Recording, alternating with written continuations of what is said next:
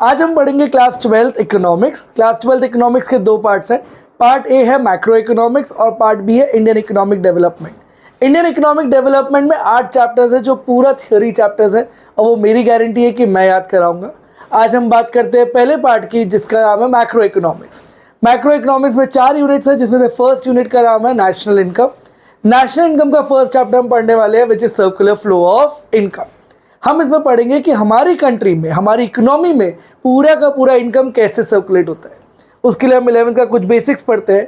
सबसे पहले कितने फैक्टर्स ऑफ प्रोडक्शन थे? There were 4 factors of production, land, labour, capital and entrepreneur. So there are 4 factors of production. इसके बिना production of goods नहीं हो सकता। आपको ज़मीन चाहिए, अगर लैंड नहीं हुआ तो प्रोड्यूस कहाँ करोगे? हवा में तो करोगे नहीं।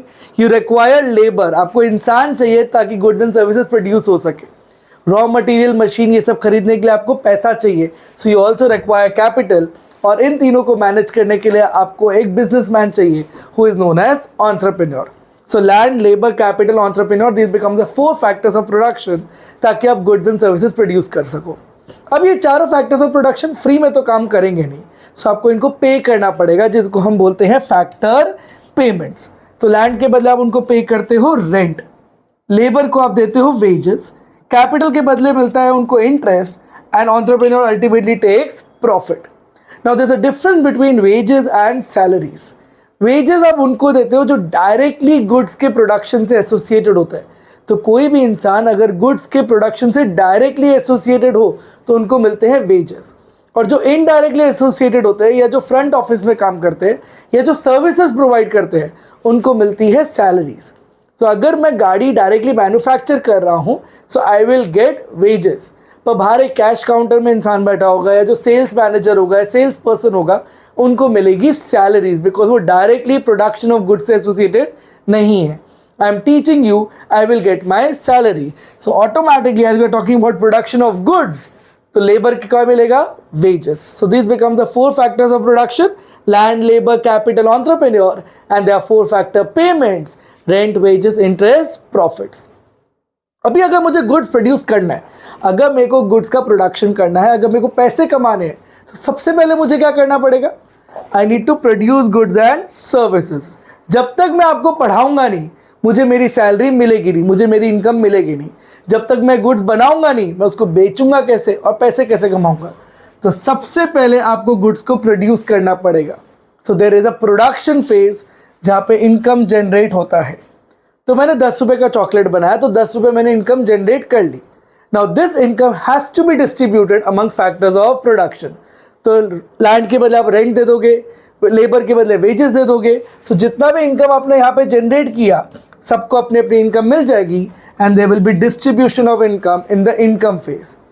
तो सबसे पहले आप प्रोडक्शन करोगे, इनकम जनरेट होगा, वो इनकम डिस्ट्रीब्यूट हो जाएगा अमंग फैक्टर्स ऑफ प्रोडक्शन और सबको इनकम मिलेगी।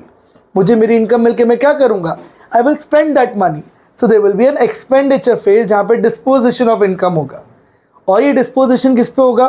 On goods and services. तो ये पैसा वापस production phase में चले जाएगा।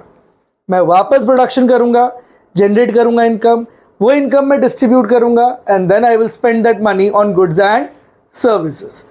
ये income generate कहाँ पर होता है? It gets generated in firm. तो जहाँ पे goods produce होता है उसको हम बोलते हैं firm। और मेरी इनकम मिल जाती है और मैं इनकम कहाँ लेके जाता हूँ? घर। तो उसको मैं बोलता हूँ हाउस होल्ड। सो मैं कमाऊंगा कहाँ पर? फर्म में। मेरी इनकम मिलेगी और उसके बाद मैं वापस खर्चा करके वो पैसा कहाँ पहुँच जाएगा? फर्म के पास। And that's how the income get circulated in a circular flow of income. और यही बन जाता है इसका definition. Circular flow of income is a cycle. It is a cycle of generation of income. कौन से फेज में? प्रोडक्शन फेज में। And then its distribution among factors of production in the second phase, which was your income phase. और finally household से firm में ये transfer होता है in the form of consumption expenditure on goods and services. तो circular flow of income is a cycle. एक बार वापस देखते हैं. It is a cycle of generation of income in the production phase, its distribution among factors of production in the income phase, and finally its circulation from household to the firm in the form of consumption expenditure. अब 2 तरीके के खर्चे हैं, एक consumption expenditure होता है और एक कैपिटल एक्सपेंडिचर होता है। कैपिटल एक्सपेंडिचर जब आप एसेट्स खरीदते हो, मशीन खरीदा, बिल्डिंग खरीदा, लैंड खरीदा, these are all capital expenditure. Household कोई भी खर्चा करता है उसको हम कंजम्पशन नेचर का खर्चा बोलते हैं, क्योंकि उससे कोई भी प्रोडक्शन नहीं होने वाला।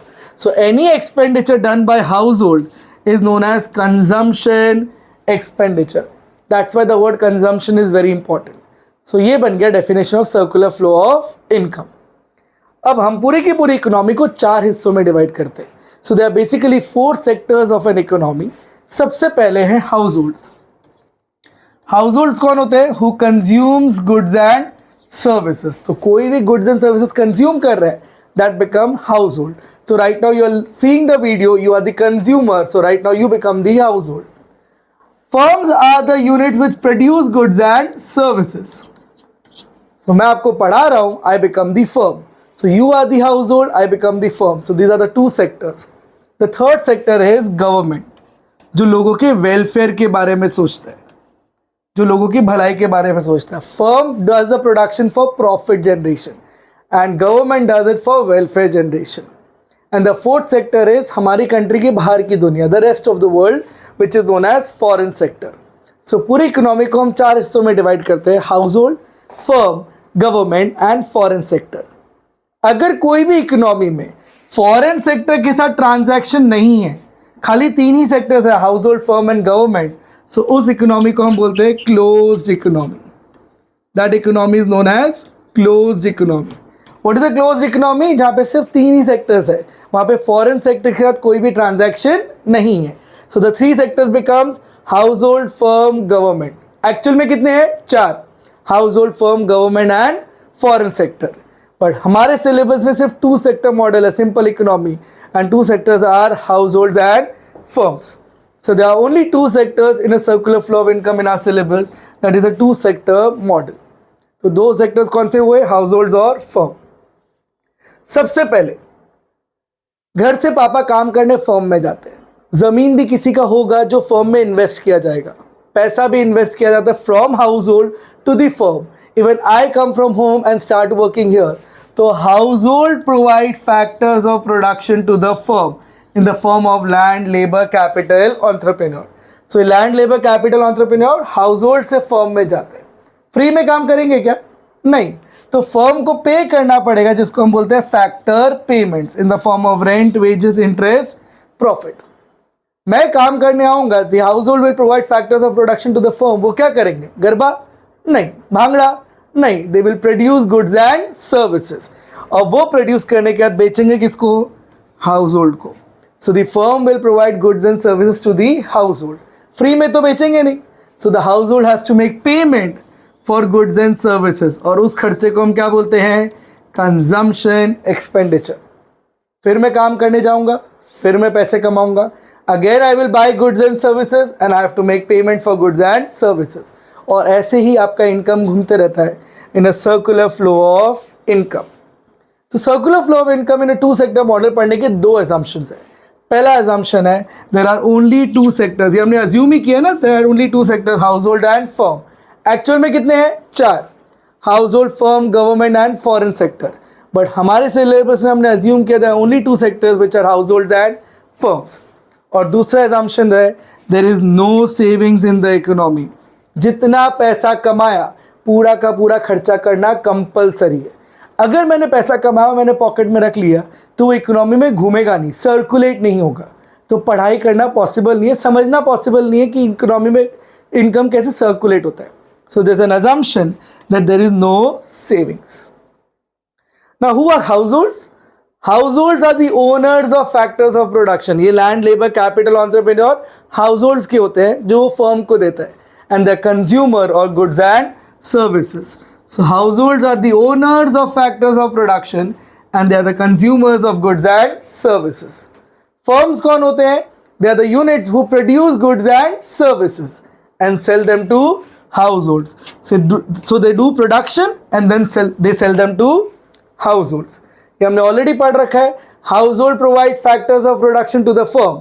फिर उसके बदले फर्म को पे करना पड़ेगा factor payment to the household. इस फैक्टर्स ऑफ प्रोडक्शन के हेल्प से फर्म प्रोड्यूस करेगा goods and services and then it will sell them to household, और हाउस होल्ड को पेमेंट करना पड़ेगा, जिसको हम बोलेंगे consumption expenditure. Let's read this. In the initial phase the household provide factors of production, जिसको हम फैक्टर सर्विसेज भी बोलते हैं, for doing production, in return of which the firm provide factor payments to them in the form of rent, wages, interest, profits. With the help of these factors of production, the firm will produce goods and services and sell them to household, and the household will use the income that is generated to buy goods and services in the form of consumption expenditure. अब आप बताओ, सबसे पहले income कहां से कहां flow हुआ? Income flows first from firm to household. माना मैं काम करने घर से फर्म में जाता हूं, लेकिन पैसा मुझे कहां से मिलता है? From firm to household. तो सबसे पहले the income flows first from firm to the household in the form of factor payments, and then from household to firm in the form of consumption expenditure. और यहां पे हमारा circular flow of income खत्म होता है। That's the main topic of this chapter. It generally comes for 4 to 6 marks and it is very, very important. Let's go to the next topic, which is different between stock and flow. Now there are two variables. One is stock and the other is flow. What are stock variables? Stock वो होता है जो एक particular point of time पे आप measure कर सकते हो. Anything that you can measure at a particular point of time. एक classroom में कितने बच्चे बैठे हैं, that I can measure at a particular point of time, उसको हम बोलते हैं stock variable. And what are flow variables? Which are measured over a period of time. एक मिनट में कितना हुआ, एक साल में कितना हुआ, एक महीने में कितना हुआ, it is over a period of time, that becomes flow variable.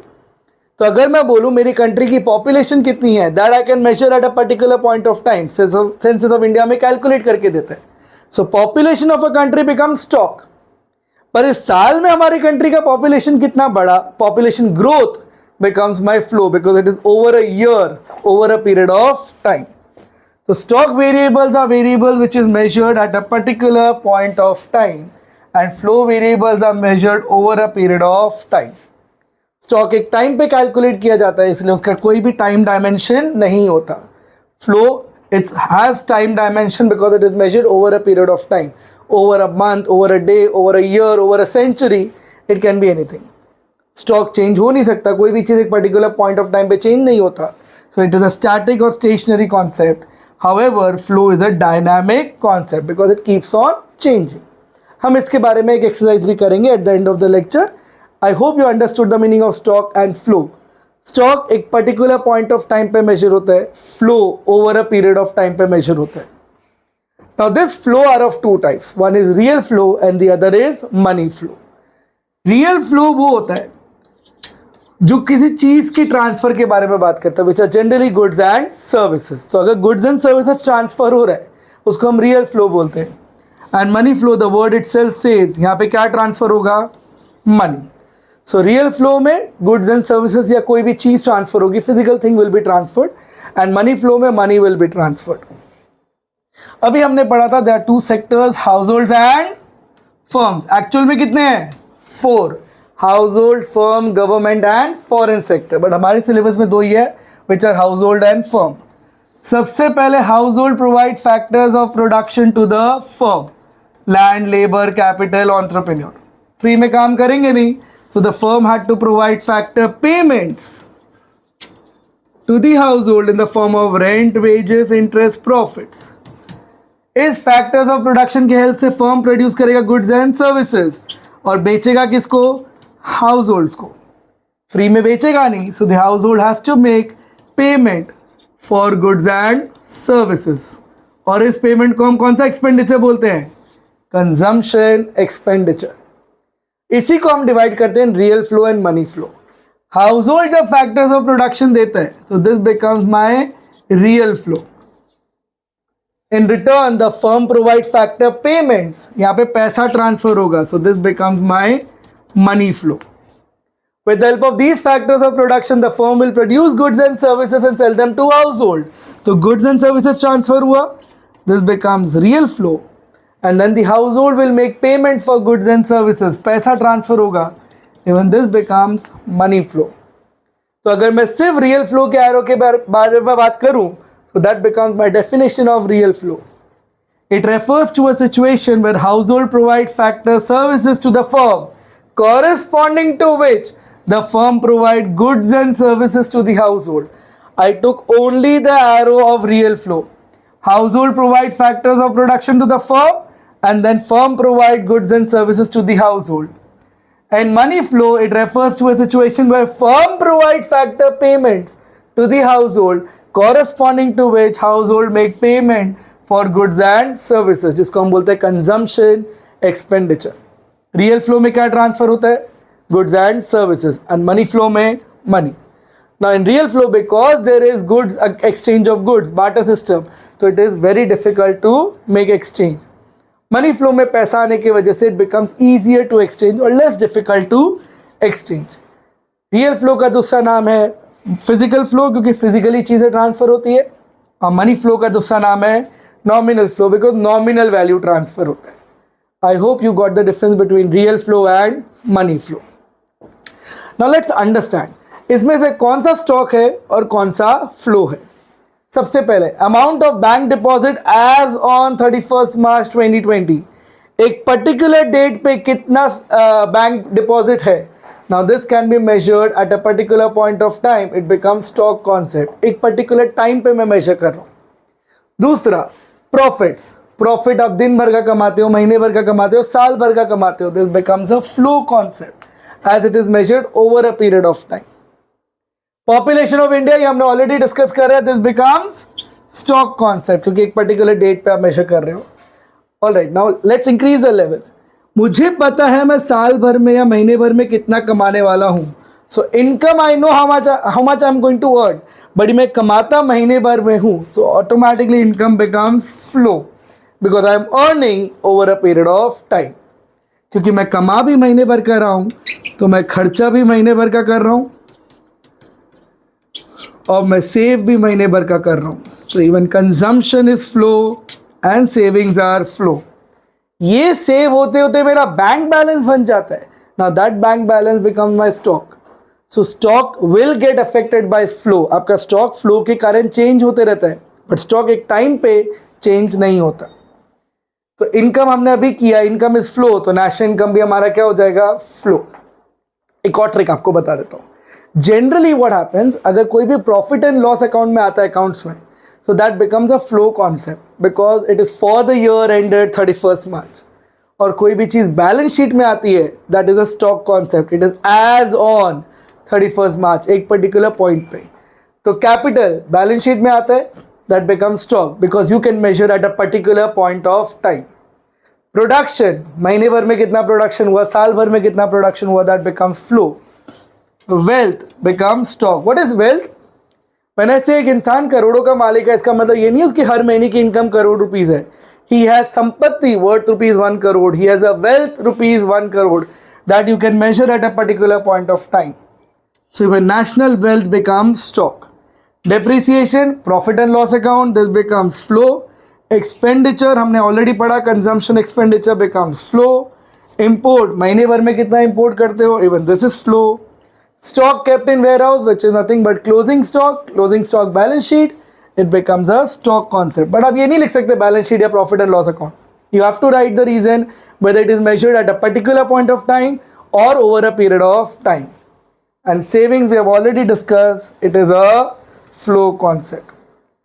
So ये chapter इतना ही है. I hope you understand the difference between stock and flow and two sector model. Flow are of two types, real flow and money flow. We'll start with the next chapter in the next video.